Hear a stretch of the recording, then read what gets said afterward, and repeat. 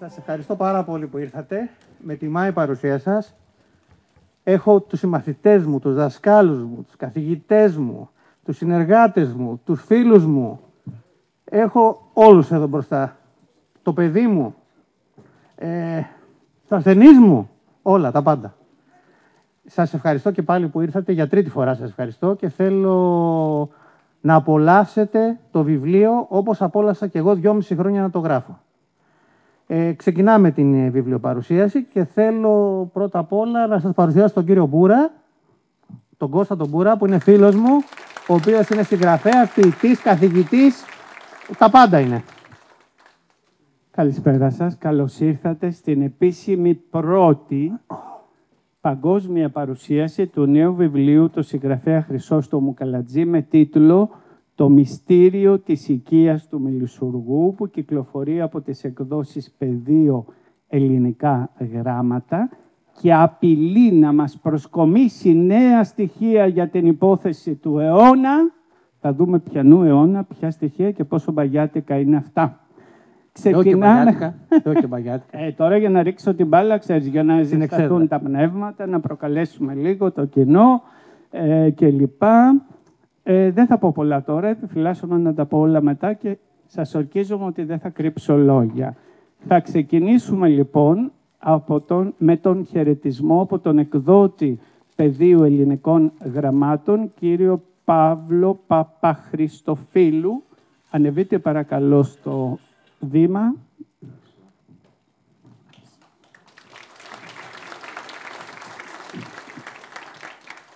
Καλησπέρα σας.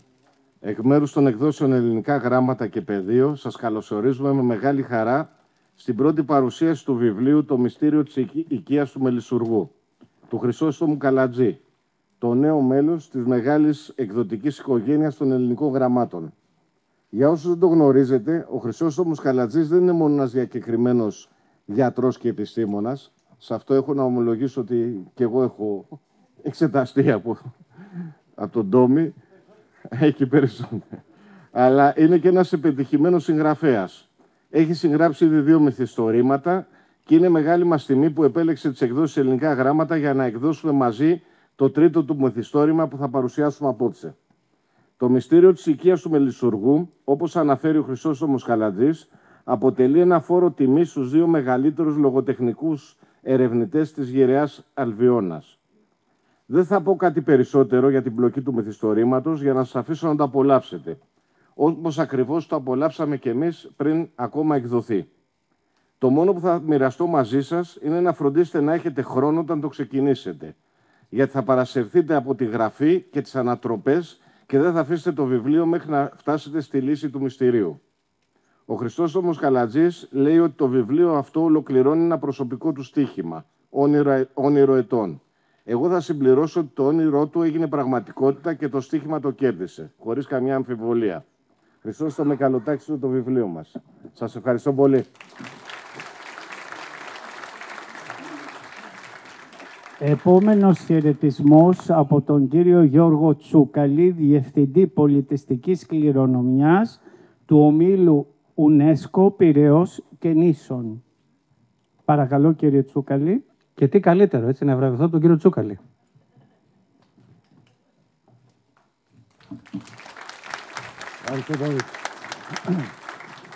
Καλησπέρα και από μένα.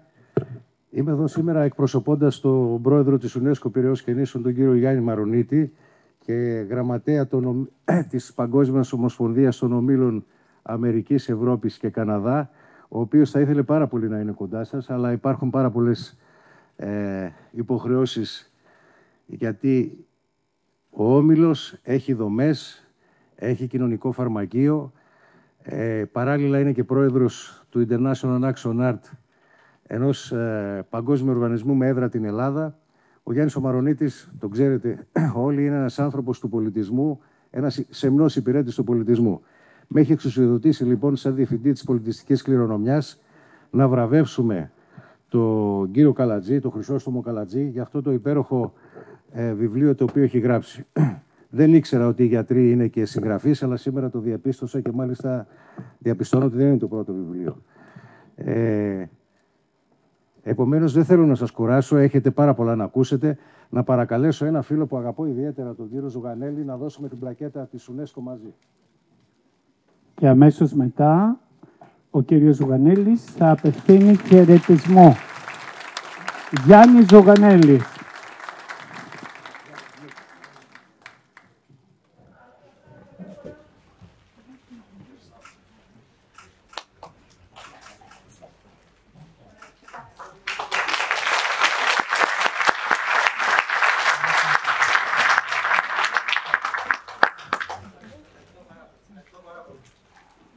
Ευχαριστώ και τον φίλο μου τον Γιάννη και τον κύριο Τσούκαλη. Το μόνο που φοβάμαι είναι ο κύριος Τσούκαλης ότι θα βρει πάρα πολύ γρήγορα το φωνιά. Το ένα. Και το δεύτερο είναι ότι ο κύριος Τσούκαλης μάλλον θα βρει τα στοιχεία μου ελλειπή. Σας ευχαριστώ πάρα πολύ και πάλι. Και όσο για το φίλο μου τον Γιάννη, εδώ είμαστε φιλαράκια εδώ και πολύ καιρό και με λέει τσιγκούνι και δεν τρώμε μαζί συνέχεια. Όχι, εντάξει. Καταρχήν είμαι εδώ παρόν γιατί αγάπησα αυτόν τον άνθρωπο. Το Χρυσόστομο είναι όνομα και πράγμα. Τον γνώρισα στο θέατρο. Όποιους ανθρώπους γνωρίζεις παρακολουθώντας το θέατρο και αυτοί που τιμούν το θέατρο, έχω διαπιστώσει ότι είναι άνθρωποι που αντανακλάει η ζωή στη συνείδησή τους. Είναι ένας εξαιρετικός συγγραφέας. Διάβασα το προηγούμενο του βιβλίο. Το πρώτο δεν το έχω πάρει. Ναι, λοιπόν. Διαπίστωσα ότι η γραφή τελικά, όταν καταγράφονται πράγματα, καταρχήν, αν δεν καταγραφούν πράγματα, είναι σαν να μην υπάρχουν. Εγώ συστήνω πάντοτε ό,τι έχουμε στο μυαλό μας να το καταγράφουμε με την δικιά μας γραφή για να συνεχίζουν να υπάρχουν. Ένας τέτοιος άνθρωπος είναι ο Τόμι, ο Χρυσόστομος. Έχει αποσπάσει από μένα την αγάπη. Γιατί είναι ένας ισορροπιστής επιστήμονας και στην ανιδιοτέλεια. Όσες φορές τον έχω προσεγγίσει για να εξετάσει ανθρώπους οι οποίοι δεν έχουν τη δυνατότητα να ισορροπήσουν ούτε στον βιοπροισμό τους, ανταποκρίθηκε με πολύ μεγάλη αγκαλιά και αυτό δεν το ξεχνώ ποτέ.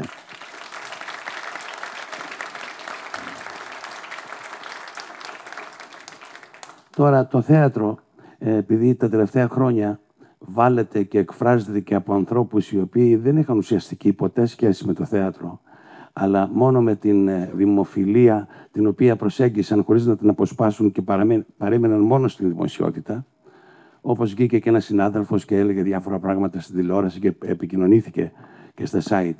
Δεν είναι αυτό που περιγράφεται από τα μέσα, γιατί στην Ελλάδα, και δεν το λέω τυχαία αυτό, στην Ελλάδα πολύ εύκολα πωλείται το κακό. Ο άνθρωπος αυτός ισορροπεί μόνο με το καλό. Και γράφοντας και σκεπτόμενος με το καλό βαδίζει. Θέλω να ευχηθώ και εγώ από τη μεριά μου ειλικρινά τα καλύτερα. Ο κόσμος πρέπει να διαβάζει σε ένα περιβάλλον που ζούμε τώρα που είναι τοξικό και έτσι θα αποβληθούν και από εμάς τα ενδεχόμενα δηλητήρια που έχουμε εισπράξει όλο αυτόν τον καιρό. Να είστε καλά, να συνεχίζεις και στην επιστήμη σου και στη ζωή και στην τέχνη. Να είστε καλά.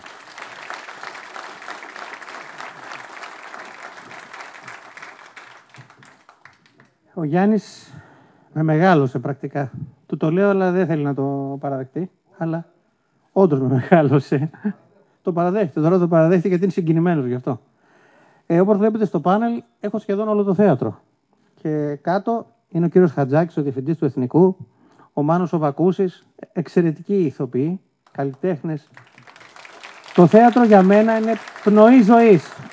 Δεν θα μπορούσα ποτέ να ασχοληθώ να γίνω ηθοποιός ή ίσως θα μπορούσα κάποτε να γράψω κάτι για το θέατρο, αλλά δεν θα μπορούσα ποτέ να γίνω ηθοποιός, γιατί αυτό που βλέπω κάτω από αυτούς τους ανθρώπους που το εκφράζουν είναι κάτι το μοναδικό.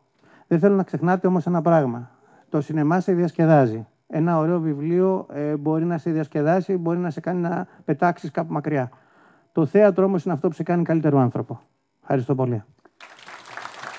Μην επάνω, μην κατέβεις ακόμα. Θα σε ανακρίνω λίγο για λόγους καθαρά δημοσιογραφικούς και για να ανεβάσουμε κι άλλο το θερμόμετρο στην αίθουσα. Ευτυχώς που δεν το κάνει ο κύριος Τσούκαλης. Γιατί Λοιπόν, εγώ διαβάζω στο δελτίο τύπου ότι πρόκειται για ένα ιδιαίτερο μυθιστόρημα, στο οποίο μέσα από την έρευνα και τη συγγραφική ματιά του Χρυσόστομου Καλατζή, η μυθοπλασία συναντά την ιστορική αναζήτηση και η αφήγηση εξελίσσεται σε έναν καταιγιστικό ρυθμό αποκαλύψεων, προσφέροντας ένα μοναδικό πάντρεμα λογοτεχνίας και πραγματικότητας. Δεν το έχω γράψει εγώ, παρόλο που είναι περίπλοκο. Και καταλήγει το δελτίο τύπου. Μην χάσετε την ευκαιρία να γίνετε μάρτυρες μιας αποκάλυψης που ανατρέπει τα δεδομένα. Ένα θαυμαστικό. Για ποια αποκάλυψη πρόκειται, Χρυσόστομε, και για ποια δεδομένα? Λοιπόν, δεν θα κάνω spoiler, αλλά ούτως ή άλλως είναι στις πρώτες σελίδες του βιβλίου αυτό, οπότε δεν κάνω και ιδιαίτερο spoiler. Αυτό το βιβλίο είναι γραμμένο λοιπόν 2,5 χρόνια το έγραφα. Κοίταξα πάρα πολλά αρχεία για ένα έγκλημα το οποίο το ξέρετε όλοι σας. Είναι το έγκλημα του Τζακ του Αντεροβγάλτη. Αντεροβγάλτη τον ονομάσαμε εμείς. Ρίπερ σημαίνει θεριστής. Ο Τζακ ο θεριστής λοιπόν. Αντεροβγάλτη τον ονόμασαν οι φυλάδες της εποχής που ανέδειξαν τα εγκλήματά του. Τα εγκλήματά του ήταν 5 πόρνες. Δεν ήταν 5, ήταν 11 τα θέματα του από ό,τι λένε οι ερευνητές. Το τελευταίο καιρό, μάλιστα, αποκαλύφθηκε και κάτι που θα το διαβάσει μετά ο Γιώργος. Λοιπόν, για αυτό το έγκλημα μιλάμε. Και ποιοι θα ήταν αυτοί οι οποίοι θα λύσουν το έγκλημα? Είδατε απ' έξω την καρτούλα και όπως καταλάβατε, ο ήρωάς μου είναι ο Σέρλοκ Χόλμς. Ανέβασα πολύ τον πύχη? Όχι. Απλώς έκανα ένα όνειρο πραγματικότητα. Σκεφτόμουν πάρα πολύ καιρό τον Τζέρεμι Μπρέτ σαν Σέρλοκ Χόλμς στη σειρά στην τηλεόραση, όπως και τον Ντέιβιτ Σουσέ σαν Πουαρό στην αντίστοιχη σειρά. Πάντρεψα αυτούς τους δύο ήρωες. Βέβαια το franchise του δεύτερου ήρωα, του Ντέιβιτ Σουσέ, δηλαδή του Πουαρό, με ανάγκασε και τον μετονόμασα σε Ακίλες Ντιπών, έναν Μοντεγάσκο ή έναν Γαλλόφωνος, που δεν μοιάζει με τον Πουαρό. Έφτιαξα δηλαδή ένα detective από την αρχή, αλλά θα σας θυμίσει σε πάρα πολλά σημεία την συγγραφή της Αγκάθα Κρίστη. Βέβαια, δεν θα μπορούσα ποτέ να συγκριθώ με την Αγκάθα Κρίστη ούτε με τον Κόναν Ντόιλ. Προσπάθησα να τους μιμηθώ? Όχι, δεν προσπάθησα να τους μιμηθώ. Προσπάθησα να ολοκληρώσω κάποιες ιστορίες που διάβαζα, που είχα στο μυαλό μου, που με τριβελίζαν από μικρό. Λοιπόν, αυτό είναι το έγκλημα, αυτοί είναι οι ήρωες. Τώρα, αν τους τέριαξα καλά ή δεν τους τέριαξα καλά, αυτό θα μας το πείτε εσείς. Θα το διαβάσετε, θέλω να το διαβάσετε με ανοιχτό μυαλό, γιατί τα στοιχεία που αποκαλύπτω μέσα είναι πραγματικά. Έπλασα βέβαια κάποια στοιχεία, γιατί δεν γινόταν να μην πλάσει στοιχεία για μια υπόθεση που έγινε το 1888, έτσι. Έπλασα κάποια στοιχεία αναγκαστικά για να μπορέσω να καταλήξω κάπου. Αλλά ορισμένες φορές, ακολουθώντας τα στοιχεία, κατέληξα σε κάποιον που θα μπορούσε όντως να είναι ο δολοφόνος. Τώρα, άμα αποκαλυφθεί στο μέλλον ότι αυτός όντως ήταν ο δολοφόνος, τι να σας πω, τότε να πάρω και άλλο βραβείο. Ευχαριστούμε τον Χρυσόστομο Καλατζή και τώρα θα ακούσουμε τον ηθοποιό Ιεροκλή Μιχαηλίδη να διαβάζει το πρώτο κείμενο, μέρος πρώτο, κεφάλαιο πρώτο, ο επίμονος Κυπουρός.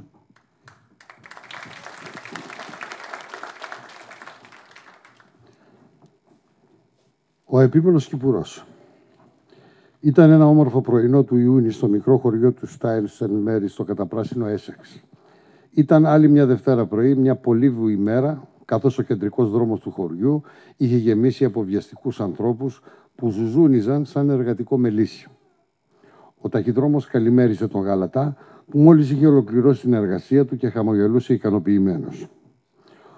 Ο Μπακάλης συζητούσε δυνατά με τον ηλικιωμένο Ψαροπόλη, ενώ η χαροπή Φουρνάρισα σχολίαζε με τη Μαριέτα την Ανθοπόλη, το πιο όμορφο τριαντάφυλλο του Στάιλς, όπως την αποκαλούσαν, για τα καθημερινά και ενδιαφέροντα κουτσομπολιά. Ήταν ένα όμορφο πρωινό του Ιούνιου σε ένα μικρό χωριό της Βρετανικής επαρχίας. Είχε βρέξει λιγάκι το προηγούμενο βράδυ και το έδαφος μύριζε ζωή και τύρφη. Το καλοφτιαγμένο καλντερίμι στέγνωνε κάτω από τις αχθίδες του περήφανου ήλιου. Ένα λαμπερό χωριό που είχε βγει πρόσφατα από ένα δύσκολο χειμώνα και μια αγέλαστη άνοιξη. Ήταν ένα χωριό που τα καλά σκοτεινά μυστικά, αυτά που καταστρώνονται στα νύπουλα σχέδια συνοδεία Σέρι, κοντά σε αναμένο τζάκι, μέσα σε κάποιες βροχερές νύχτες, τελικά καταλήγουν να θάβονται στο καταπράσινο κημητήριο δίπλα στη μεγάλη εκκλησία.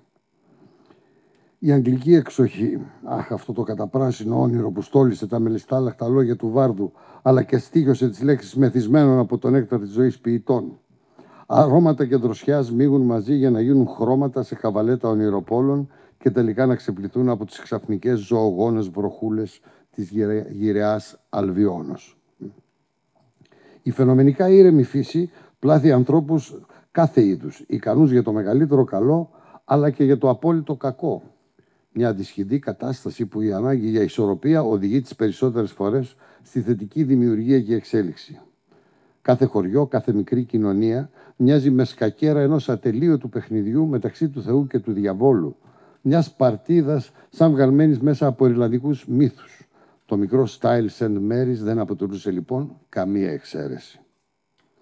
Ο εφημέριος του χωριού, ο αγαπητός Τζον Μπάρλοου, κατηφόριζε βιαστικά προς το δρομάκι που οδηγούσε στα περίχωρα, προς τις μικρές αγρικίες που και αυτές με τη σειρά τους συμμετείχαν στις πρωινές εργασίες του Ιούνι. Ο πάστορας έμοιαζε προβληματισμένος και αυτό φαινόταν από τις σύντομες απαντήσεις και τα αγχωμένα καλημέρα που ψέλιζε στους χωρικούς που ευγενικά τον χαιρετούσαν. Ήταν ένας αδύνατος, ηλικιωμένος, ευγενικός άνθρωπος που προκαλούσε πάντα το σεβασμό. Μορφωμένος και καλλιεργημένος, αλλά χαρούμενος και πλακατζής, ήταν από αυτούς τους ανθρώπους που κάθε Κυριακή πρωί έβγαζαν πύρινους λόγους από τον άμβονα της Παλαιάς Εκκλησίας, αλλά και κάθε Κυριακή βράδυ απολάμβαναν μερικές μπυρίτσες στο σφαγμένο Ταύρο, την τοπική Πάμπ, σκαρώνοντας χωρατά στους ανυποψίους τους θαμώνες. Ήταν όμως και ένας στοργικός άνθρωπος, κάποιος που η αγκάλια ήταν πάντα ανοιχτή σε κάθε πρόβλημα του ποιμνίου. Αυτός ήταν ο Πάτερ Μπάρλοου, ο ένας και μοναδικός. Τι ήταν αυτό όμως που τον είχε προβληματίσει? Γιατί κατηφόριζε βιαστικά προς τις αγρικίες? Σταμάτησε ασθμένοντας έξω από ένα μικρό φρεσκοβαμένο μονόροφο σπιτάκι. Η καμινάδα κάπνιζε ακόμα, γιατί μάλλον η κυρία Μακάλιστερ, η μεσόκοπη ευτραφής μαγείρισα και η οικονόμος του ενοικιαστή, κάτι νόστιμο σκάρωνε στο αχρηστό τσουκάλι της. Άνοιξε τη μικρή κόκκινη πορτούλα του πίσω κήπου και εισήλθε στο ναό της Πράσινης Θεάς. Ο μεγάλος κήπος ήταν φροντισμένος και καλοφτιαγμένος. Η καλλιέργεια ήταν μονοθεματική, παντού κολοκυθιές διαφόρων χρωμάτων, μεγεθών και σχημάτων. Μόνο κολοκυθιές και τίποτε άλλο, εκτός από ένα μοναχικό παρτέρι μυρωδικών στη γωνία. Κολοκυθάκια μικρά, μεγάλα, κόκκινα, κίτρινα, πράσινα, κατσαράκια ανάμεσά τους, τα μοναδικά άνθη. Αυτά που οδηγούσαν τελικά στον επιθυμητό καρπό. Ανάμεσα στα φυτά, ένας μικροσκοπικός αδύνατος ανθρωπάκος, σκυμμένος, κάτι σκάλιζε.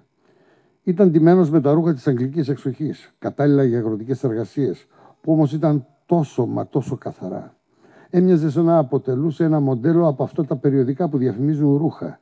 Ήταν ένας αγρότης βγαλμένος από τα σαλόνια. Φορούσε ένα καλοφτιαγμένο ψάθινο καπέλο που ασφαλώς τέριαζε στην ενημασία. «Βουαλά, σε βρήκα μικροσκοπικέ, σατανά. Ήρθε η ώρα σου», είπε ο ανθρωπάκος και σηκώθηκε κρατώντας στο κατοφορεμένο χέρι του μια μικρή κάμπια.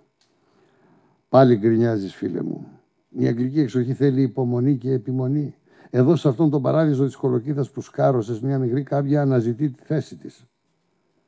«Καλημέρα, Σεβάσμιε, φίλε μου. Χαίρομαι ειλικρινά που σε βλέπω. Κόπιασε για ένα τσάι στα ενδότερα. Η Σκοτσέζα φίλη μας θα χαρεί πολύ να σε δει». «Με χαρά θα πιω ένα.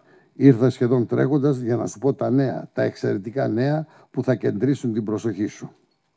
Ένας λόγος ακόμα για ένα ζεστό Earl Grey συνοδεία μπισκότων βουτύρου, φτιαγμένα από τα χεράκια της κυρίας Winston. «Έλα, φίλε, πέρασε μέσα και μακάρι να μας αφήσεις ένα ψήγμα από την ευδαιμονία της ψυχής σου». «Γλυκομίλητε μονεγάσκε, γαλήφι και πονηρέ.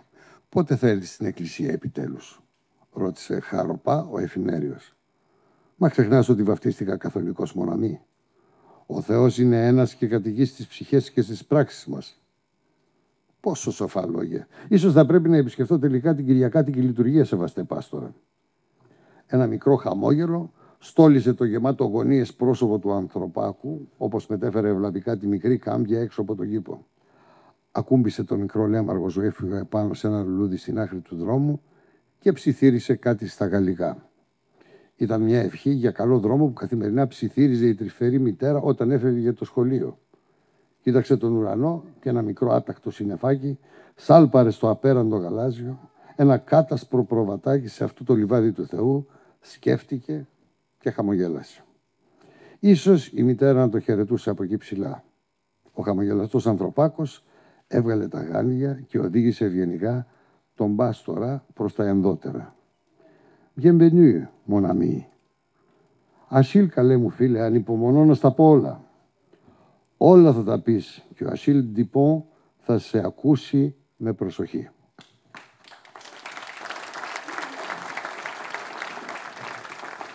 Καλό ταξίδι στο βιβλίο. Καλό ταξίδι.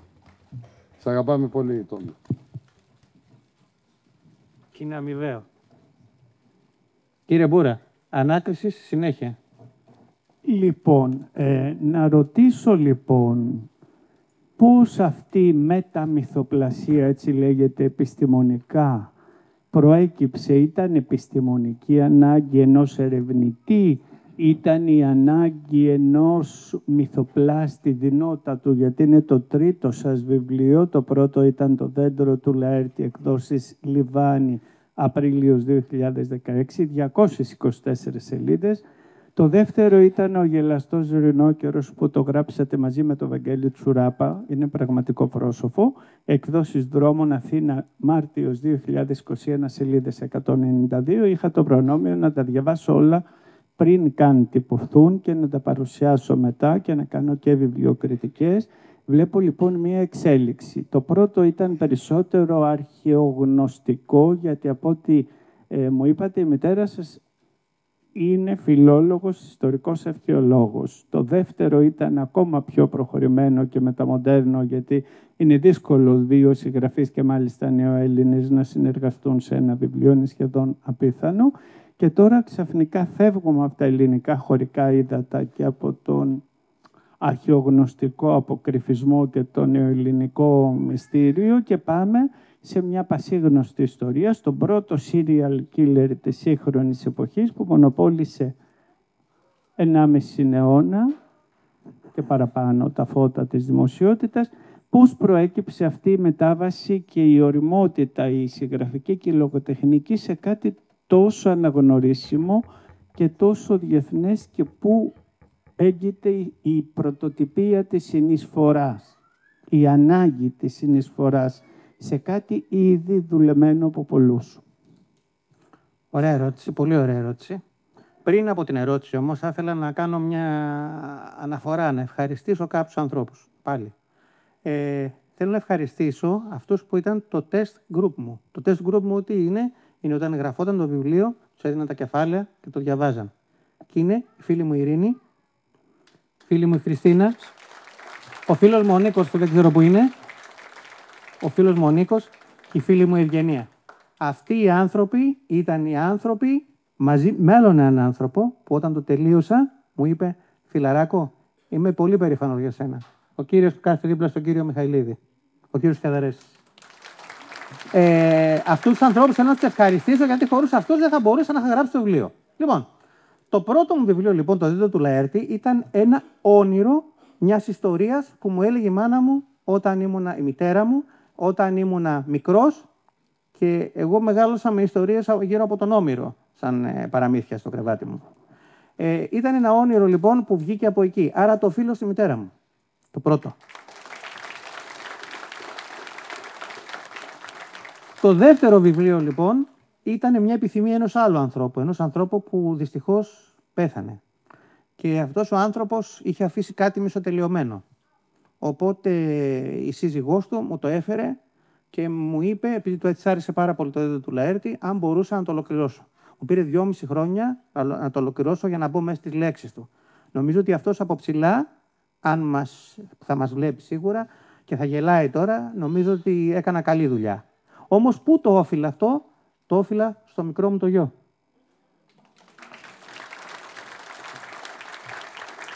Το τρίτο, λοιπόν, αυτό που θα διαβάσετε, το ζωφερό αυτό, που δεν είναι παραμύθι, έχει δύο ήρωες μυθοπλασίας ασφαλώς, παραμύθι δεν είναι. Είναι το λεγόμενο true crime. Ξέρετε πόσο πιασάρικα είναι τα true crime πλέον, ότι ασχολούνται με ένα αληθινό έγκλημα. Και έχει και κάτι άλλο, το λεγόμενο who done it. Ποιος το έκανε. Δηλαδή, καταλήγω κάπου ουσιαστικά, βρίσκοντας κάποια άκρη. Έχει ανατροπές. Έχει ανατροπές.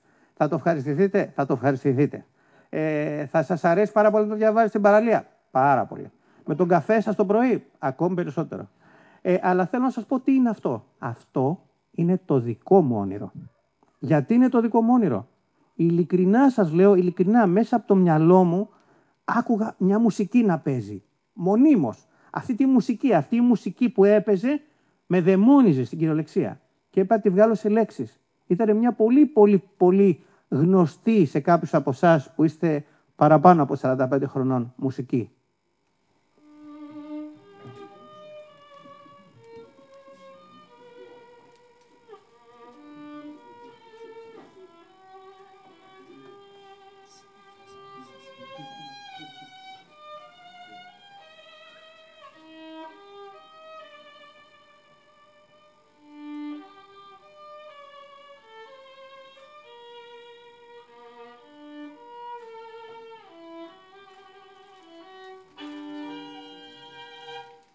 Καταλάβατε.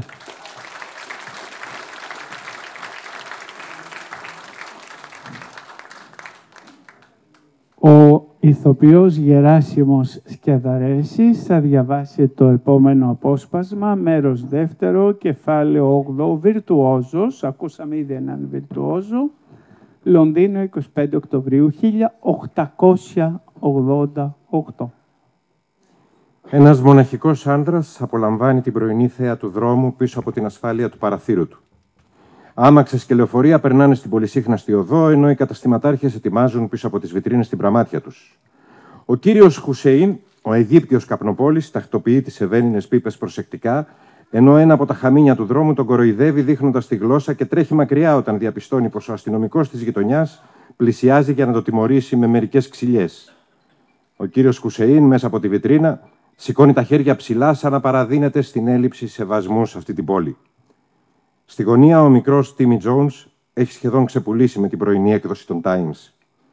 Η πόλη βρισκόταν ακόμα σε αναβρασμό, ενώ ένα σύννεφο τρόμου και ανασφάλειας πλανιόταν πάνω από τα κεφάλια όλων. Δυσδιάκριτα φαντάσματα σαν αυτά των ιστοριών του κυρίου Ντίκενς έμοιαζαν να κινούνται μέσα στην πρωινή ομίχλη που είχε σχεδόν διαλυθεί. Η χθεσινή βροχούλα είχε ξεπλύνει κάθε ίχνος αμαρτίας από το σκληρό πλακόστρωτο και τα λασπωμένα βήματα των περαστικών συνέθεταν ένα καινούριο μοτίβο επάνω στα πεζοδρόμια. Θυμήθηκε το νοτισμένο χώμα στο Hyde Park και τη μυρωδιά του μετά τη βροχή. Πετριχώρ ονόμαζαν σοφά οι αρχαίοι Έλληνες τη γήινη αυτή ευωσμία. Υπέροχο όνομα σκέφτηκε.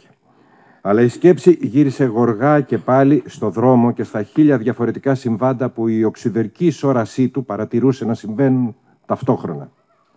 Ήταν η προσωπική κατάρα αυτή. Να μην ησυχάζει η σκέψη ποτέ. Να επεξεργάζεται εκατοντάδες χιλιάδες δεδομένα και να καταλήγει σε λογικά συμπεράσματα ακόμα και για τις πιο απλές καταστάσεις. Μια παράξενη πόλη το Βικτωριανό Λονδίνο.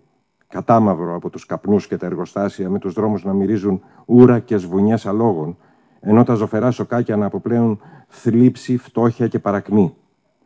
Ο Τάμεσης να σχίζει την πόλη στα δύο με τα βρώμικα νερά, όχι να καθαρίζουν τον τόπο, αλλά να τον μολύνουν περισσότερο.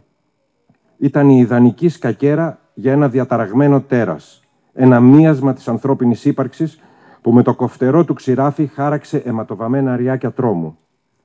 Όλοι ένιωθαν ότι μετά από αυτό το φθινόπωρο θα ακολουθούσε ο χειμώνας της απόγνωσης, χωρίς να περιμένει όμως κανείς το λαμπερό ήλιο, όπως είπε και ο μεγάλος Βάρδος. Ο άντρας είναι καλοντημένος και απολαμβάνει το τσάι μετά από το πρωινό, συνοδεία ενός τσιγάρου από τουρκικό αρωματικό χαρμάνι. Είναι ο καλύτερος τρόπος να διαβάσει και να ξεκοκαλίσει την εφημερίδα πριν αρχίσει να την κόβει σε λωρίδες, συγκεντρώνοντας τα πιο ενδιαφέροντα άρθρα για τη συλλογή. Μια συλλογή πολλών τόμων που γεμίζει σχεδόν τη βιβλιοθήκη πίσω από το γραφείο. Είναι βλοσιρός, ψηλός και λιπόσαρκος, με ευγενικά χαρακτηριστικά και ίσως τα πιο διαπεραστικά μαύρα μάτια που έχει δημιουργήσει ποτέ η φύση. Τα μακριά δάχτυλα γεμάτα τρυπούλες από βελόνες Μια καινούρια ερασιτεχνική ενασχόληση της εξέτασης με μικροσκόπιο σταγόνων αίματος, αναμεμειγμένων με διάφορες ουσίες και στη συνέχεια ανάλυσης και καταγραφής των αποτελεσμάτων. Το δωμάτιο γύρω, ένα χάος, με πεταμένα παντού χαρτιά, ρούχα, δοκιμαστικούς σωλήνες, μια ανοιγμένη θήκη βιολιού με το περιεχόμενό της κάπου χαμένο, ένα βικτοριανό γραφείο γεμάτο ανοιχτές επιστολές και σκόρπια γραφική ύλη και γενικά έναν εφιάλτη για την άμυρη σπιτονικοκυρά που κάθε μεσημέρι προσπαθεί να συμμαζέψει τα σημάζευτα. Ένα κλασικό λονδρέζικο τζάκι με αρκετό κάρβουνο δίπλα να προσφέρει στο δωμάτιο την απαραίτητη θαλπορή και δίπλα σε αυτό δύο πολυθρόνες. Η μία γεμάτη χαρτιά, ενώ η δεύτερη σχεδόν άδεια με μια μικρή κουβέρτα τακτικά τοποθετημένη στο προσκέφαλο, ενώ ένα μικρό χαμηλό ξύλινο τραπέζι στέκεται ακριβώς ανάμεσά τους. Δίπλα στο τζάκι, μια στραβή μασιά για τα κάρβουνα. Μια επίδειξη δύναμης του κτηνόδους, αλλά και απίστευτα μακαρίτη, Dr. Grimsby Roylott, τιμωρημένου πια από την ίδια του τη ματαιοδοξία. Φρικτός θάνατος στο δάγκωμα της μαύρης μάμπας. Επάνω στο περβάζι του τζακιού, διάφορα παράτερα αντικείμενα. Ένας γύψινος Βοναπάρτης, μια μικρή αιγυπτιακή σφίγγα, το μουμιοποιημένο χέρι μιας μαϊμούς, ένα φτερό παγωνιού, ένα μικρό μαρμάρινο αρχαιοελληνικό ειδόλιο, ένα γυαλιστερό μπιχλιμπίδι που θα μπορούσε να είναι ένα γυάλινο μάτι και δύο μαύρες ξύλινες πίπες στη θήκη τους. Πλησίον αυτών, μια περσική παντόφλα γεμάτη φρεσκοκομμένο καπνό κρέμεται πάνω από τη γωνία του τζακιού. Ο αδύνατος άντρας σηκώνεται και παραμερίζει λίγο ακόμα την κουρτίνα, παρατηρώντας την άμαξα που σταμάτησε μπροστά από το σπίτι. Είναι πολύ δύσκολο να σταματήσει κανείς σε αυτό το σημείο της οδού Μπέικερ και μάλιστα μπροστά από τον αριθμό 221B. Παρ' όλα αυτά, ο κόσμος σειραίει και οι επισκέψεις πλέον καθημερινές, με την κακομοίρα της σπιτονικογυρά να θέλει να κλειστεί σε άσυλο. «Κυρία Χάτσον, έχουμε υψηλές επισκέψεις σήμερα», φώναξε ο ανήσυχος νικάρης με λίγο ειρωνικό τόνο. Άκουσα», απάντησε η γυραιά κυρία και έσπευσε να ανοίξει την πόρτα. Ο άντρας σημάδεψε λίγο την πολυθρόνα και τις καρέκλες γύρω από το τραπεζάκι, δίπλα από το παράθυρο. Ήταν δύο οι καλεσμένοι, σκέφτηκε, ακούγοντας τα βήματα όπως ανέβαιναν στο διαμέρισμα του πρώτου ορόφου. Ο πρώτος νεότερος και λίγο βαρύς, ενώ ο δεύτερος γυρεότερος με μια ελαφρά χολότητα στο αριστερό πόδι. Δεν βιάζεται, ενώ υποβαστάζεται από ένα μπαστούνι με μεταλλική άκρη, από αυτά που χρησιμοποιούνται καμιά φορά και σαν αμυντικά όπλα. Μετά από τη βιαστική ανάλυση των ηχητικών στοιχείων, χαμογέλασε σκοπτικά, χτένισε λίγο με το χέρι τα κατάμαυρα περιποιημένα μαλλιά και άνοιξε την πόρτα. «Καλώς ήλθατε στην ταπεινή μου οικία αρχιεπιθεωρητά Ριντ και επιθεωρητά Άμπερλιν». «Μα περάστε», είπε ευγενικά και τους οδήγησε στο εσωτερικό. «Κύριε Χόλμς, χαίρομαι που είστε καλά. Φαίνεστε ιδιαίτερα χαρούμενος που μας βλέπετε, διακρίνω. Δυστυχώς δεν επέλεξα εγώ να βρισκόμαστε εδώ, αλλά ανώτερες δυνάμεις. Το παλάτι μοιάζει να σας έχει ιδιαίτερη εκτίμηση. Ίσως τελικά φανούν οι υπηρεσίες σας χρήσιμες». «Με κολακεύετε, αρχιεπιθεωρητή μου. Ιδίως μετά από τις τόσες επιστολές που σας έχω στείλει τον τελευταίο μήνα. Επιστολές που μάλλον αποφασίσατε να αγνοήσετε παντελώς. Κάλλιο αργά παρά ποτέ όμως, όπως λέει και ο λαός. Η Scotland Yard παρέχει υψηλές υπηρεσίες στο όνομα της αυτού μεγαλειότητας, κυρία μου. Η συμμετοχή ερασιτεχνών στη διαλεύκανση υποθέσεων δεν είναι και η πρώτη προτεραιότητα, αγαπητέ μου». Ερασιτεχνών. Χαριτωμένο. Κι όμως είσαστε εδώ, σεβαστοί κύριοι. Σέρλοκ, Έντμουντ, σας παρακαλώ, μην τζακώνεστε σαν τα κοκόρια έξω από το κοτέτσι. Είμαστε εδώ για να προσπαθήσουμε μαζί.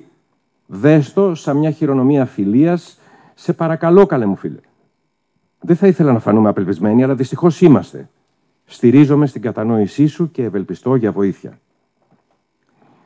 «Δεν είμαστε αρεστοί εδώ, μάλλον, Φρεντ, και μάλλον θα πρέπει να αποχωρήσουμε», είπε βλοσιρά ο πιο ηλικιωμένος, έπιασε το μπαστούνι με τα δύο χέρια σε μια πιο επιφυλακτική στάση σώματος. «Συγχωρέστε με, κύριοι, παραφέρθηκα. Θα πρέπει να φταίει ο εκνευρισμός των ημερών. Πού πήγαν οι τρόποι μου? Παρακαλώ, καθίστε. Είμαι εδώ για να σας βοηθήσω. Κυρία Χάτσον, τσάι, παρακαλώ», φώναξε για άλλη μια φορά. «Δεν είναι βαρύ η κοή, μην ανησυχείτε. Εμένα απλά μου αρέσει να την πειράζω». Οι δύο αναπάντεχοι μουσαφίριδες κάθισαν αναπαυτικά στις πολυθρόνες, ενώ ο Σέρλοκ Χόλμς άρπαξε μια καρέκλα, κάθισε και βάζοντας τα χέρια του σε στάση προσευχής, χαμογέλασε. Το παιχνίδι ήταν πια σε εξέλιξη.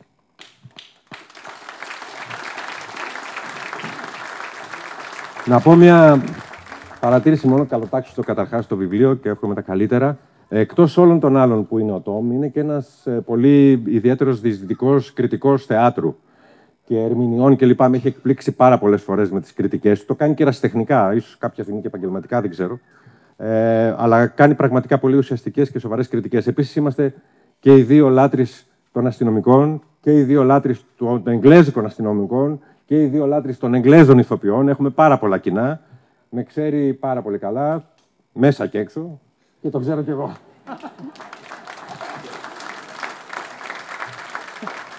Αυτό το μέσα και έξω είναι το καλύτερο. Τέλος πάντων, πολλούς σας ξέρω μέσα και έξω. Λοιπόν, με την καλύτερη έννοια πάντα. Μπράβο, με την καλύτερη έννοια πάντα. Είμαστε ευγενείς εδώ, δεν είμαστε. Είμαστε λόρδοι. Αυτό που θέλω να σας πω επίσης είναι ότι κοντά μας, έτσι, έχουμε τους καλύτερους detective που έχουν παίξει ποτέ στην ελληνική τηλεόραση. Τον κύριο Μπέκα.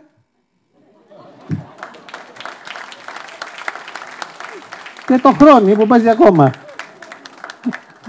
Οπότε δηλαδή αυτό τώρα το σκέφτηκε, γιατί έτυχε, έτσι. Οι δύο καλύτεροι detective της ελληνικής τηλεόρασης. Λοιπόν, σας άρεσε αυτό που ακούσατε? Θα σας αρέσει πιο πολύ το βιβλίο. Κύριε Μπούδα. Θέλω να πω ότι υπάρχει το κράτος του ζώφου σε αυτό το έργο. Παρ' όλα αυτά, η ανάλαφρη διάθεση και οι φιλάνθρωποι ματιά το κάνουν σχεδόν απολαυστικό. Δεν είναι τα τυποποιημένα σενάρια ταινιών τρόμου που αν δεν είσαι φαν του είδους μπορεί και να σε αποθήσει. Εδώ έχουμε ένα πραγματικά ενδιαφέρον λογοτεχνικό κατόρθωμα όπου μιλάει για το βαθύ σκοτάδι και ταυτόχρονα έχει την αβάσταχτη ελαφρότητα μιας φεταλούδας που πηγαίνει από άνθος σε άνθος. Και αυτό ομολογώ ότι είναι λογοτεχνικό επίτευγμα ακόμα και για τους πολύπειρους επαγγελματίες του είδους και με προλάβατε, αλλά θα ήθελα να το δω αυτό σε τηλεταινία ή σε σύριαλ ή στον κινηματογράφο στη μεγάλη οθόνη, γιατί έχει πολλές πρωτοτυπίες που επιφυλάσσομαι να τις σχολιάσω αργότερα ως βιβλιοκριτικός. Εσείς για αυτό το ζόφο, τι έχετε να πείτε για το σκοτάδι, πώς το διαχειρίζεστε? Κοιτάξτε, δεν γίνεται αλλιώς να γράψεις εδώ να το βγάλετε αν δεν κάνεις κατάβαση στο σκότος, έτσι δεν είναι? Πρέπει να φτάσεις στο σημείο να καταλάβεις αυτά που έκανε γιατί τα έκανε. Αυτό δεν μπορεί να το καταλάβεις ποτέ, γιατί πρέπει να μπεις μέσα στο μυαλό ενός ψυχασθενούς. Ενός ψυχασθενούς που σκότωνε γυναίκες και όχι μόνο τις σκότωνε, τις κατακρεουργούσε. Ενός ψυχασθενούς που βέβαια έγινε γνωστός λόγω των εφημερίδων της εποχής. Οι εφημερίδες της εποχής, θα δείτε μέσα στο βιβλίο τα αληθινά γράμματα, θα δείτε φωτογραφίες από τα αληθινά γράμματα που εστάλησαν στις φυλάδες της εποχής. Οι φυλάδες της εποχής έφτιαξαν αυτόν τον δολοφόνο. Και αυτός ο δολοφόνος τελικά τι έγινε? Τον πιάσαν. 3 πράγματα μπορεί να γίνει. Το πρώτο είναι να πέθανε. Το δεύτερο είναι να έφυγε μακριά. Και το τρίτο ήταν να τον πιάσαν και να πέθανε σε κάποια φυλακή. Μας ενδιαφέρει τίποτα από τα 3? Δεν μας ενδιαφέρει. Μας ενδιαφέρει ότι σταμάτησαν οι φόνοι. Βέβαια λένε ότι σταμάτησαν οι φόνοι, ορισμένοι λένε ότι σταμάτησαν οι φόνοι στην Αγγλία και αρχίσαν οι φόνοι στην Αμερική. Αυτό δεν σταματάει ποτέ. Ο δολοφόνος είναι πάντα δολοφόνος. Δεν εξυμνούμε τον δολοφόνο, δεν προσπαθώ να βρω λογική στον δολοφόνο. Τον δολοφόνο τον παρουσιάζω σαν ψυχρό δολοφόνο. Το έγκλημα έχει σημασία. Το έγκλημα. Το έγκλημα γιατί έχει σημασία?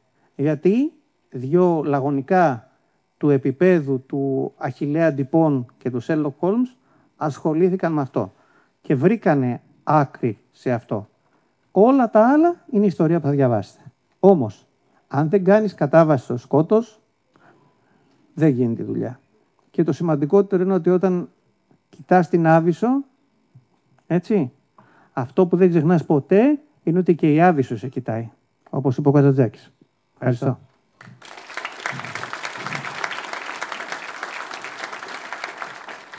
Ακούσαμε προηγουμένως τον Γιώργο Χατζή ως μουσικό, τώρα ως ηθοποιός με την δεύτερη, την άλλη του ιδιότητα, θα μας πει λίγα λόγια για το προφίλ ενός κατά συρροή δολοφόνου του 1888.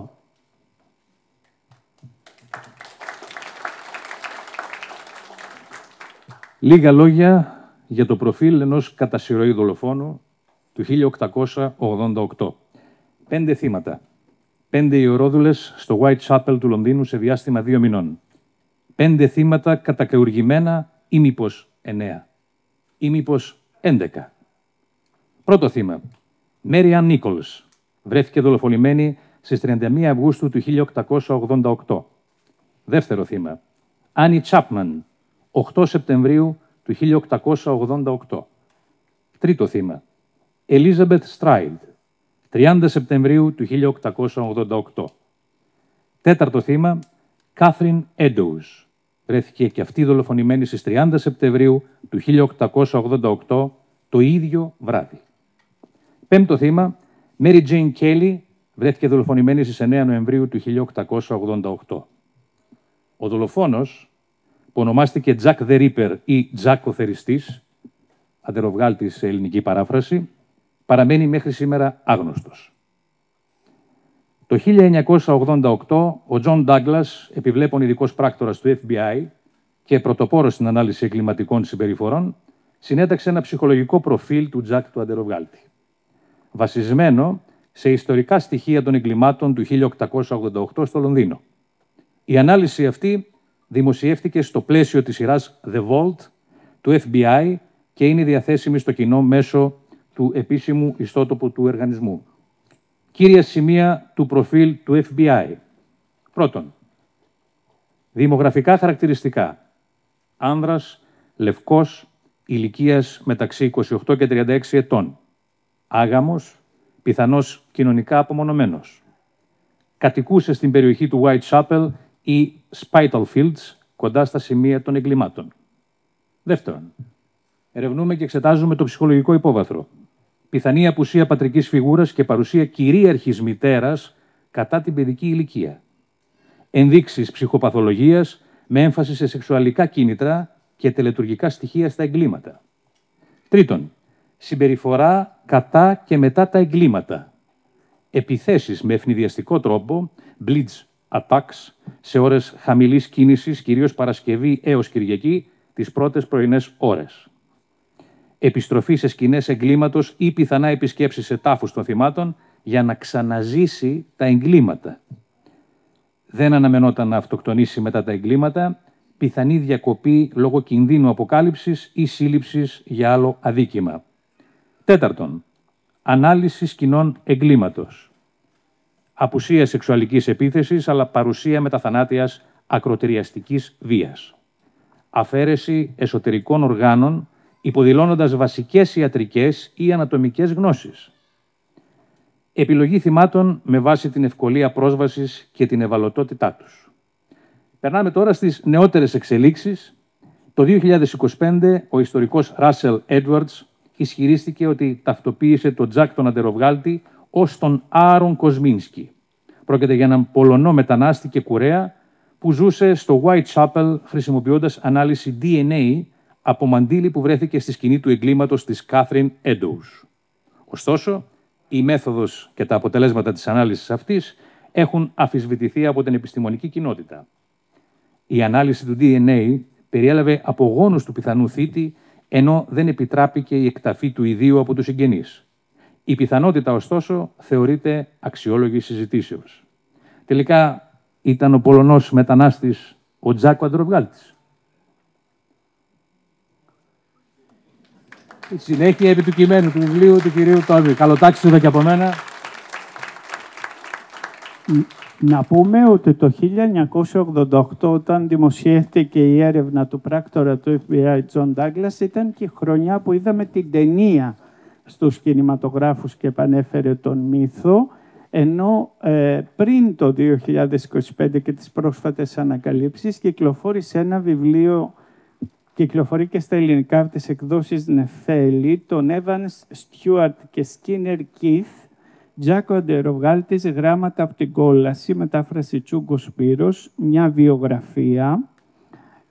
Φαίνεται λοιπόν ότι αυτός ο μύθος, ακριβώς επειδή δεν είχε ένα τέλος γνωστό, μένει ένα θέμα ανοιχτό στο συλλογικό ασυνείδητο και τροφοδοτεί άπειρες απολύξεις. Μία από τις πιο επιτυχημένες είναι αυτή που παρουσιάζουμε απόψε και ήθελα να ρωτήσω τον συγγραφέα Χρυσόστομο Καλατζή σε ποιο βαθμό επέμενε επιστημονικά στα ιστορικά δεδομένα και τις μέχρι τώρα αποκαλύψεις και σε ποιο βαθμό άφησε την ποιητική του φαντασία ελεύθερη. Στην κλίμακα 100%, πού είναι σε ποσοστό το ντοκουμέντο και πού είναι η μυθοπλασία. Πώς κυμαίνεται, είναι 50-50? Είναι 85% αλήθεια και 15% μυθοπλασία.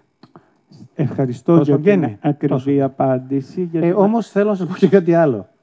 Δεν είναι μεγάλη καντεμιά από το 1888 να μην παραδοθεί κανένα στοιχείο και ξαφνικά το 2025, όταν γράψει ένα βιβλίο για τον Δ. Ανδροβγάλτη, να σου πει κάποιος ότι βρήκαμε τον δολοφόνο. Δεν είναι μεγάλη καντεμιά?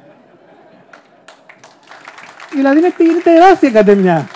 Ευτυχώς βέβαια δεν είναι τόσο αξιόπιστο το τεστ του DNA, γιατί το τεστ του DNA βασίστηκε στους συγγενείς του Κοσμίνσκι και όχι στην εκταφή του ίδιου, γιατί μάλλον οι συγγενείς δεν δώσαν άδεια για εκταφή, γιατί φοβηθήκαν ότι ο συγγενής του πρέπει να μπορεί και να ήταν ο Τζάκ Ανδροβγάλτης όντως.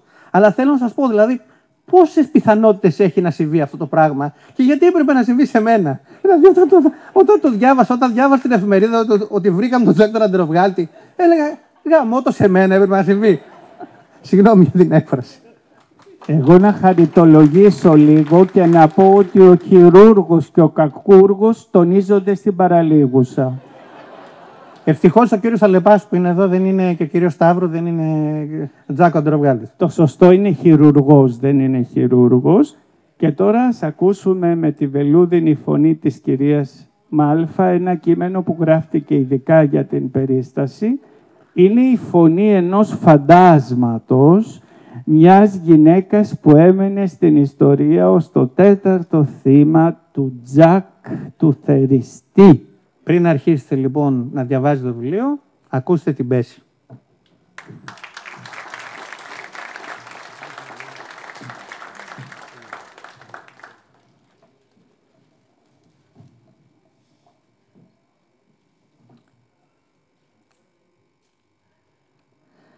Ονομάζομαι Κάθριν Έντοουζ και είμαι 46 χρονών. Γεννήθηκα στο Wolverhampton, κοντά στο Birmingham. Ο πατέρας μου ήταν σιδεράς και η μητέρα μου μαγείρισα. Ήμουν άλλο ένα παραμελημένο παιδί με 12 αδέρφια. Και έμεινα ορφανός στα 15 μου στο Λονδίνο. Μόνη και έρημη, αφού κανένας δεν έμοιαζε να ενδιαφέρεται για την κοντούλα κοκκινομάλα με τα μελιά μάτια και τα πρόστιχα χαρακτηριστικά, όπως έλεγε ο πάστορας Jones στην εκκλησία της γειτονιάς μου. Μετήκησα στο Birmingham για να δουλέψω σαν βοηθός τσαγκάρι αρχικά και μετά σε άλλες δουλειές του ποδαριού για να μπορώ να βγάζω ένα κομμάτι ψωμί και μια δροσερή μπύρα στο στόμα μου. Δεν ήταν η ζωή που ήθελα.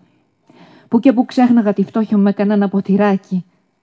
Στα 21 μου παντρεύτηκα τον Τόμας Κόνουεϊ, συνταξιούχο στρατιωτικό που μου χάρισε τα καλύτερα χρόνια της ζωής μου, 3 παιδιά και ορισμένες στιγμές που πίστευα ότι βρήκα το δικό μου λιμάνι με αυτόν τον άσχημο, αυστηρό, λιπόσαρκο άνθρωπο. Θα έπρεπε να ήμουν ευτυχισμένη, αλλά εγώ ένιωθα μόνο ανία. Μέχρι το 1880 κράτησε η ηρεμία, τη στιγμή που αυτός άρχισε να με χτυπά, να γίνεται βάναυσος μέσα στη ζήλια του, πιστεύοντας ότι εγώ γύριζα στα καπηλιά και αναζητούσα τον έρωτα. Τι τραγικό ψέμα. Μόνο μερικές φορές συνέβη. Γι' αυτό γιατί ήμουν μεθυσμένη και δεν ήξερα τι έκανα. Η ερωτιάρα Κέιτ με φώναζαν στην περιοχή και μου άρεσε πολύ αυτό το ψευδόνυμο. Με χτυπούσε ο καταραμένος. Έτσι κι εγώ τα παράτησα όλα και αναζήτησα άλλη αγκαλιά. Ένας γεροδεμένος φρουτέμπορος, ο Τζον Κέλλι, με σπίτωσε και με ονόμασε Κέιτ Κέλλι, σαν να με διεκδικούσε. Αλλά αποδείχτηκε και αυτός κάρτος. Ένα βράδυ που γύρισα μεθυσμένη από το σφαγμένο αρνί, με ξυλοφόρτωσε και με πέταξε στο δρόμο. Βούτυξα για άλλη μια φορά μέσα στα σκουπίδια και τα κατρουλιά και στους δρόμους του Whitechapel. Ήμουν και πάλι ελεύθερη και δυστυχισμένη. Τα παιδιά μου με κατηγορούσαν και τα αδέρφια μου με συχαίνονταν. Ήμουν αυτή. Και ήμουν μόνη. Η φίλη μου Τζέιν με γνώρισε στον Charlie the Butcher, έναν βάναυσο προαγωγό και μαχαιροβγάλτη της περιοχής. Αυτός με σπίτωσε στην οδό Ντόσετ και μου έστελνε πελάτες αφού είχα στραφεί πλέον στο αρχαιότερο επάγγελμα του κόσμου. Λίγη μπύρα, λίγο λαρδί και κανένα ξεροκόμματο έσβηναν την πείνα. Και εγώ ήμουν τόσο μόνη, τόσο δυστυχισμένη. Ο μοναδικός άνθρωπος που στάθηκε δίπλα μου ήταν η αδερφή μου Ελίζαμπεθ, που ζούσε στο Greenwich, αλλά ο άντρας της δεν της επέτρεπε σχέσεις με την Μπόρνη, την αδερφή της. Καθάριζα και σπίτια Εβραίων στη Χάση και στη Φέξη για να πληρώνω το ενίκιο για το παράπηγμα που έμενα. Μια χαρά τα περνάω, έλεγα στον εαυτό μου, και τυλιγόμουν στην τρίπια μάλινη κουβέρτα για να κρατηθώ μακριά από την παγωνιά. Μια παγωνιά που τρύπωνε από παντού σε αυτό το καταραμένο το Λονδίνο. Μερικές φορές άκουγα τις μοναχικές μελωδίες ενός βιολιού. Σίγουρα κάποιου γείτονα, ικανές να με κάνουν να πετώ στην εποχή που γελούσαμε και παίζαμε σαν παιδιά. Ναι, ήταν νότες άτεχνες και στριγκές καμιά φορά, αλλά εμένα δεν με πείραζε. Ήταν η έξοδος από την αρρώστια που λέγεται ζωή. Γνώρισα αυτόν, τον πλούσιο με τα σκοτεινά μάτια, το δανδύ με την άμαξα και τον μεγαλόσωμο υπηρέτη, αυτόν που με κέρασε στα φύλλα και γλυκό κρασί και που μου χάρισε λάβανο για το βήχα που με έτρωγε. Δεν μ' ένοιαζε το όνομά του, ακόμα κι αν ήταν ευγενής. Μ' ένοιαζε με τι λαχτάρα με κοιτούσε όταν του χαμογελούσα. Και αυτός με αποκαλούσε σαλόμι του. Πόσο αστείο ήταν. Ένιωθα πάλι πως άξιζα κάτι και πετούσα στα ουράνια. Τον συνάντησα την τελευταία φορά στο Church Passage και με συνόδεψε σπίτι. Μου έδωσε κάτι να πιω και μετά από λίγο όλα σκοτίνιασαν. Με αγκάλιασε ένα μυστήριο σκοτάδι, μια ζεστή ανάσα που μύριζε λιβάνι και λάβδανο και χάθηκα. Ένιωσα να πέφτω από έναν γκρεμό, αλλά δεν φοβόμουν. Έσκασα μέσα σε μια φουρτουνιασμένη θάλασσα με γεύση φρέσκου αίματος. Και έκλεισα τα μάτια γιατί ξαφνικά πανικοβλήθηκα. Ήμουν όμως εκεί, μέσα στο νερό. Και γύρω μου άνθρωποι που στέκονταν ακίνητοι και με ψυχρά νεκρά μάτια με κοιτούσαν. Ήθελα να ξυπνήσω από αυτό τον εφιάλτη, να αναπνεύσω και πάλι το δροσερό αέρα του Σεπτέμβρη, αλλά δεν μπορούσα. Όμως δεν ήμουν μόνη. Ήταν όλοι εκεί γύρω. Ο πατέρας, η μητέρα, τα δυο αδέρφια που είχαν χαθεί στη θάλασσα και η γριά γειτόνισσα που είχε φύγει από τον μάταιο του το κόσμο λίγες μέρες πριν. Όλοι και εγώ. Και ακούω πάλι τη μουσική του βιολιού, την μπαλάντα του νεκρού, όπου κι εγώ πλανιέμαι μες στη θάλασσα, με τα κόκκινα μακριά μαλλιά μου λιτά. Είμαι νεκρή, με δάκρυα που γίνονται ένα με το νερό και δεν φαίνονται. Είμαι εδώ. Χριστέ μου, βοήθησέ με. Είμαι η Κέιτ Έντοους. Άκουσε την προσευχή μου.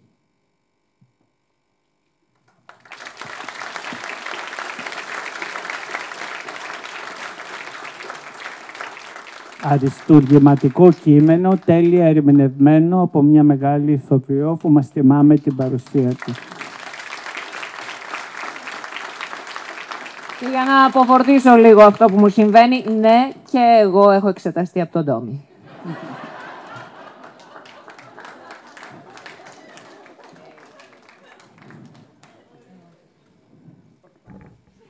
Και τώρα, πριν κλείσουμε τη βραδιά με τον Τόμι, έχω μία έκπληξη να του κάνω.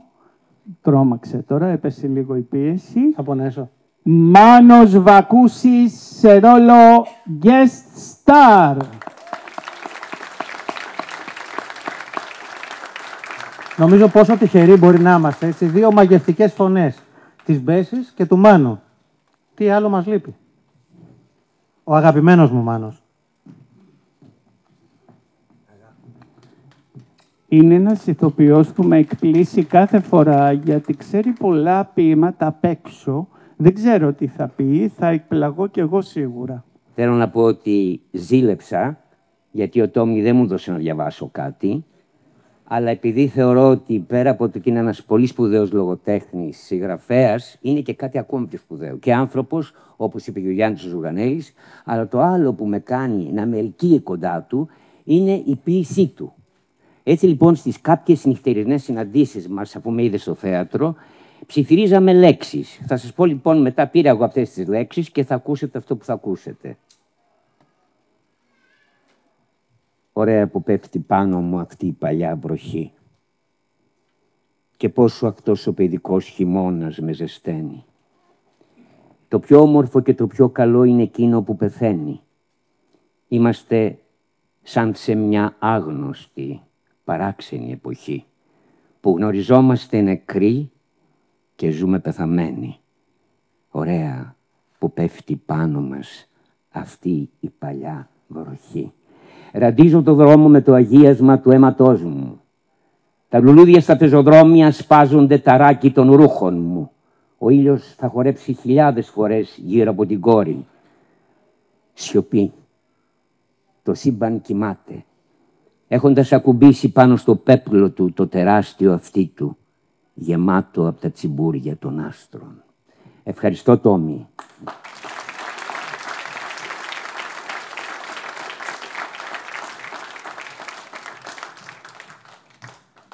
Συγκινήθηκα. Θα κλείσουμε με πολύ λίγα λόγια, γιατί η βραδιά είναι φορτισμένη συγκινησιακά. Το βιβλίο είναι εκεί και μας περιμένει. Και θα πω ως κριτικός, θα γράψω αναλυτική βιβλιοκριτική και θα δημοσιευτεί στην Βιβλιονέτ κάτω από το όνομα του Χρυσόστομου και κάτω από τον τίτλο του βιβλίου, οπότε δεν θα σας ζαλίσω με τεχνικούρες. Να πω όμως περιληπτικά ότι εξεπλάγει ευχάριστα από αυτό το τρίτο πόνημα του Χριστόφορου. Χρυσόστομο. Είσαι και Χρυσόστομος και Χριστόφορος. Όλα τα ακούω εγώ. Γιατί αυτό ήθελα να πω, ότι αυτή η γραφή είναι ένθεη. Θα μιλήσω σε τρίτο πρόσωπο, όχι σαν να το απευθύνομαι. Είναι ένας ιατροφιλόσοφος με γερά ουμανιστικά ιδεώδη.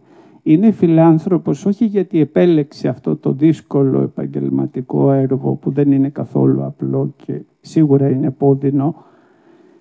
Επέλεξε από αγάπη για τον άνθρωπο με μια βαθύτερη πίστη στην ανώτερη οντότητα που τη λέμε Θεός, και αυτό φαίνεται σε όλα του τα κείμενα και φαίνεται και στην καθημερινή του συμπεριφορά, στο βίο και στην πολιτεία του. Το χιούμορ είναι η γλώσσα των αγγέλων, γιατί μόνο όποιος βλέπει τον άνθρωπο από την οπτική του Θεού τον βλέπει σαν θεία κωμωδία ή σαν ανθρώπινη κωμωδία, για να θυμηθούμε τον Μπαλζάκ. Εδώ λοιπόν σε αυτό το βιβλίο εγώ ως κριτικός δεν ξέρω πόσα κείμενα διαφορετικά πρέπει να γράψω, γιατί είναι άλλη θεματική πρωτότυπη. Ρυθμολογία, υφολογία, αισθητική. Απομονώνω φράσεις που είναι σαν γνωμικά και είναι αποτέλεσμα της τριβής του με το ανθρώπινο είδος. Υπάρχουν φράσεις που μπορούν να απομονωθούν και να λειτουργήσουν αυτόνομα. Έχει περιγραφές που μόνο οι παλιοί πεζογράφοι στα μεγάλα μυθιστορήματα του 19ου αιώνα ήξεραν να φιλοτεχνούν και κανείς από τους σύγχρονους. Περιγράφει τα πρόσωπα με έναν τέτοιο ψυχομετρικό τρόπο που κανείς, ακόμα και αν είναι επαγγελματίας ψυχοθεραπευτής 50 χρόνια, δεν θα μπορούσε να το κάνει. Φτιάχνει σενάριο χωρίς να έχει τη φορμασιόν προφεσιονέλ του σεναριογράφου. Κάνει διαλόγους, περιγραφές που δεν είναι ούτε εκτενείς ούτε λακωνικές σαν σκηνικές ορηγίες. Φτιάχνει φράσεις αγνωμικά, ψυχομετρεί και ψυχογραφεί τους ήρωές του και παίρνει ένα πασίγνωστο μύθο και φτιάχνει κάτι πρωτότυπο, δελεαστικό, καινοτόμο και διαβαστερό. Όλα αυτά σε ένα βιβλίο μερικών σελίδων, ως κριτικός λογοτεχνίας εδώ και 40 χρόνια δεν τα έχω συναντήσει. Και δεν μιλάω τώρα, δεν τον επιπάζω καν, είναι σαν να μην τον γνωρίζω. Και γι' αυτό επιφυλάσσομαι να κλείσω εδώ τη σύντομη περιληπτική θέση μου και να γράψω δεκάδες βιβλιοκριτικές κάθε φορά για άλλη πτυχή αυτού του πολυσύνθετου έργου που εύχομαι γρήγορα να το δούμε διασκευασμένο σε σενάριο για οπτικοακουστικά μέσα. Δεν έχω να τον ρωτήσω κάτι άλλο. Έχει το δικαίωμα ως οικοδεσπότης να κλείσει τη βραδιά.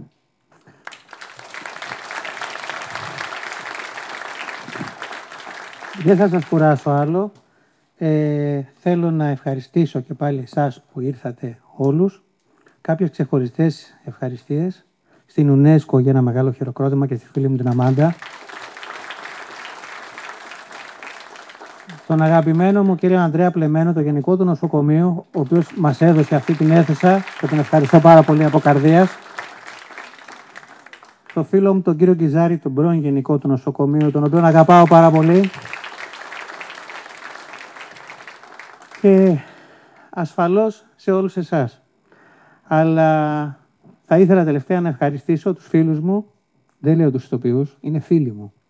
Το Γιάννη, την Πέση,